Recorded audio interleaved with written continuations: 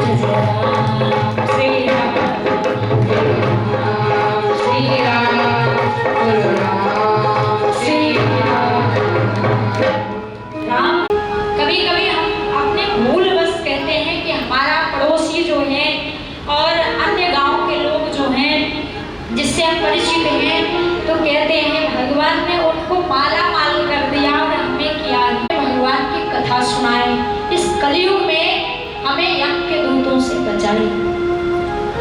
भगवान से अपने गुरुदेव से मानसिक रूप से प्रार्थना कर रहे हैं कि हे गुरुदेव, हे नारायण, ऐसे कोई भक्त आए जो आपकी कथा सुनाए। आने वाला कलयुग लोगों की बुद्धि को बिगाड़ रहा है, बिगाड़ देगा। कोई भगवान को नहीं पहचानेगा। कोई ऐसा भक्त आए जो ऐसी कथा सुनाए कि वो कथा जन्म जन्मांतर चलती है और वहीं से लोगों को कल्याण हो। ऐसे संत जन सोच रहे थे जब एक रोमहर्षण जी के पुत्र श्री सूत जी भगवान आए, जो कि 20 वर्ष के हैं केवल, और वहाँ जो संत जन हैं हजार वर्ष के आयु वाले, सूत जी को देख के सभी संत जन खड़े हो गए, उनका सम्मान किए, स्वागत किए। और उनका सम्मान देख के सूत जी भगवान बड़े शर्मिंदा हुए कि मैं इतना छोटा सूत जी और ये इतने बूढ़े बूढ़े संत खड़े होके हमारा सम्मान कर रहे हैं, तो थोड़े संकोच लग रहे हैं। अब ज्ञानी तो ज्ञानी ही होता है, चाहे वो कितना भी छोटा हो, ज्ञान में बड़ा होता है तो वो सबसे बड़ा होता है वो व्यक्ति। तो सभी संत उनका सम्मान कर रहे हैं। धन वृद्धा बल वृद्धा आयु वृद्धा तथैव च ते सर्वेपि ज्ञान वृद्धाश्च किंकिरा शिष्य किंकरा। धन वृद्धा बल वृद्धा, स्वामी कोई धन में बड़ा होता है, हमने सुना है। कोई बल वृद्धा, बल में बड़ा होता है। कोई आयु वृद्धा तथैव च, कोई आयु में बड़ा होता है। लेकिन हमने साधुओं के मुंह से और शास्त्रों में सुना है कि ते सर्वे ज्ञान वृद्धा किंकिरा शिष्य किंकरा। जो ज्ञान में बड़े होते हैं वो सबसे बड़े हैं, और वो भगवान के किंकिरा शिष्य किंकरा, यानी अनन्य भक्त, लाडला भक्त। जैसे ध्रुव जी हो गए नारायण भगवान के भक्त, लाडला भक्त, प्रहलाद जी हो गए, सुदामा जी हो गए हैं। तो ऐसे किंकिरा शिष्य किंकरा, यानी अनन्य भक्त भगवान के होते हैं जो ज्ञान में सबसे बड़े हैं। तो स्वामी हम कह रहे हैं आप सबसे बड़े हो, आप ऐसी कथा सुनाओ जिससे हम गोविंद के चरणों में चले जाएं और चरणों में ऐसे फंस जाएं कि जरा रूपी चरण में कि कभी उसमें से निकले। हम निकलना नहीं चाहते, भगवान के शरणागत हो जाएं, हमें श्री कृष्ण भगवान की प्राप्ति हो जाए। कृष्ण प्राप्ति करम शाश्वत साधनम तद्वदारणम। कृष्ण प्राप्ति करम शाश्वत साधन, कृष्ण भगवान की प्राप्ति का कोई ऐसा अच्छा साधन हमें बताया। बड़े प्रसन्नचित्त हुए सूत जी भगवान, और उन्होंने बड़ी सुंदर ज्ञान दिए संतों की बात सुन के। क्योंकि देखिए विद्वानों के पास पास बैठ के कभी भी फालतू व्यर्थ की बातें नहीं करनी चाहिए। भगवान की प्राप्ति का बात करो, आपकी प्रभु की प्राप्ति कैसे हो, भगवान के चरणों में हमारी भक्ति श्रद्धा कैसे बढ़े। ये थोड़े कि साधु संतों से ये पूछो हमारी बंगला कब बनेगी, कोठी कब बनेगी, हमारे बहू को बेटा कब हुए, ये कोई पूछने की बात नहीं। ये तो कृपा की बात है। कृपा हुई कि बहू को बेटा हुआ, पता भी ना पड़ेगी नंद गया नंद भय जय कन्हैया लाल की, तो ये बात कोई पूछने की ना है। ये तो कृपा की बात है। आप कर्म कर रहे हैं तो कृपा की बरसात तो होएगी। यदि हमारा विश्वास ही नहीं है तो हमें वो कृपा की बरसात कब हो जाती है हम जान भी नहीं पाते। तो वही संत भगवान कह रहे हैं कि प्रभु ऐसा करिए कि ठाकुर जी की हमारे पे कृपा हो और हमें कन्हैया की प्राप्ति हो। काला प्याल मुखग्रास त्रास निर्णास हेतुवी, काला प्याल मुखग्रास त्रास निर्णास, ये हमारा जो शरीर है काला प्याल कलयुग रूपी जो सर्प है, ये सर्प मुख खोले बैठा है और हम सभी उसके ग्रास, ग्रास यानी चारा, उसके घास है, वो हमें घास रूप में खाता है। कौन? कलयुग। ये क्या है? अजगर रूपी सर्प है, मुख खोल के बैठा है और जैसे हमारी मृत्यु हुई मुझे दबा देता। तो संत कह रहे हैं हम नहीं चाहते हमारी ऐसी मौत हो कि हम अजगर के मुख में जाएं, हम पहले भगवान के शरण में चले जाएं। हमें ऐसी कोई कथा आप श्रवण कराइए। तो व्यास जी बड़े प्रसन्नचित हुए कि ऐसे संत, ऐसे लोगों को तो कथा जरूर सुनानी चाहिए जो कि केवल भगवान की प्राप्ति की बात कर रहे हैं। संत के छड़े अन्न के कड़े कभी बर्बाद ना करें। थाली में प्रसाद आए तो उसे ऐसे खाएं कि सब साफ कर दें। संत के छड़, एक भी छड़ आपकी वजह से बर्बाद ना जाए।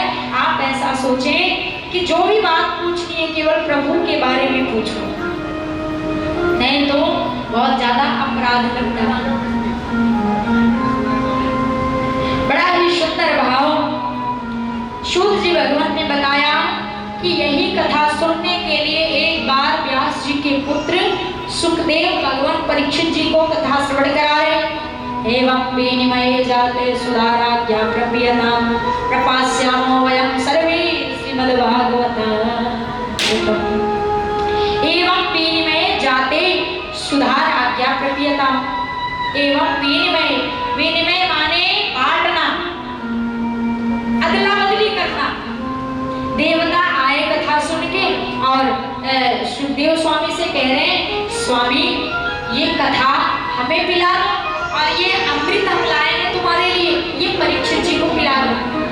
उनके मन में कितना कपट है कि परीक्षित जी को श्राप लगा है कि आज के 7वें दिन तक्षक सर्प डसेगा, इनकी मृत्यु होगी निश्चित है और ये अमृत पिएंगे तो बच जाएंगे। ये भागवत हम पिएंगे जीवन भर के लिए, जीवन मरण से मृत्यु से छुटकारा मिल जाएगा।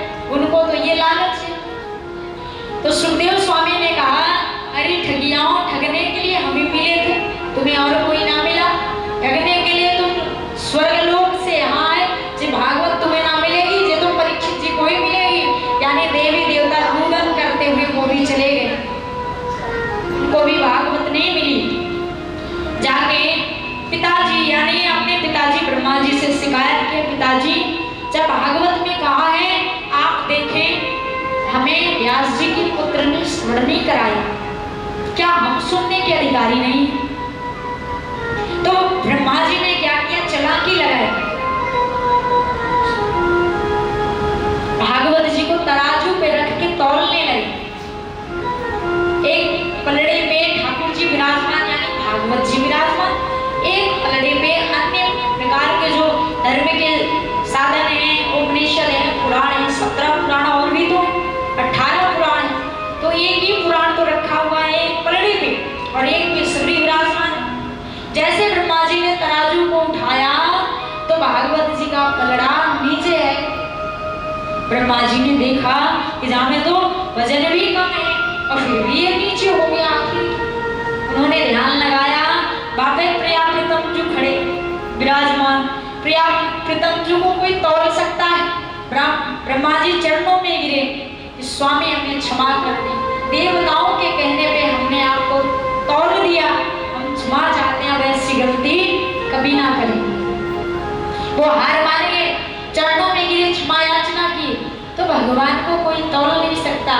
इसीलिए सुखदेव स्वामी देवताओं को भगा दिए, ये कथा तुम्हें ना मिलेगी, तुम्हारे मन में कपट है, छल है, हम छलिया जो है, कपटी जो है, बाको भागवत ना सुने।